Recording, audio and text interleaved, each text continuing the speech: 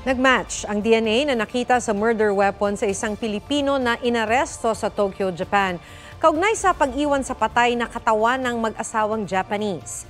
Batay sa impormasyong galing sa Tokyo Police, sinabi ng Department of Foreign Affairs na nagmatch sa DNA ng Pinay ang DNA sa murder weapon. Sa March 23 o 24 daw, inaasahang ilalabas ang final charges sa mga inarestong Pilipino. Nakahanda raw ang gobyerno ng Pilipinas na magbigay ng legal assistance para sa kanila. Dumalo sa ASEAN-Australia Special Summit sa Melbourne si Pangulong Bongbong Marcos. Sinalubong ni Australian Prime Minister Anthony Albanese ang mga dumalo sa summit. Nagkaroon din ng katutubong seremonya para sa kanila. Ipinagdiriwang ngayong taon ang ika-50 anibersaryo ng pagiging dialogue partners ng ASEAN at Australia.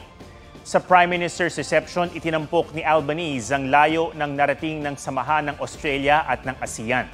Sabay pagmamalaki sa kalakalan ng dalawang kampo at daang-daang bilyong dolyar daw na investment ng Australia sa ASEAN. Katuwang din daw sila ng ASEAN sa pagharap sa climate change at sa seguridad sa rehiyon.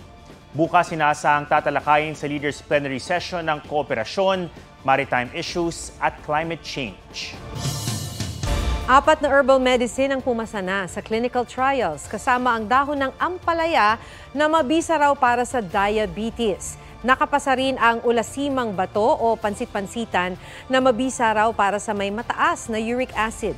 Pasado rin ang yerba buena na magandang analgesic o pain reliever.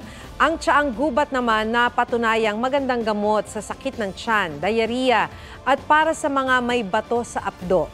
Sa ngayon, tsaang gubat pa lang ang rehistrado sa Food and Drug Administration habang hinihintay pa ang regulatory approval ng FDA para sa 3 pang herbal medicines.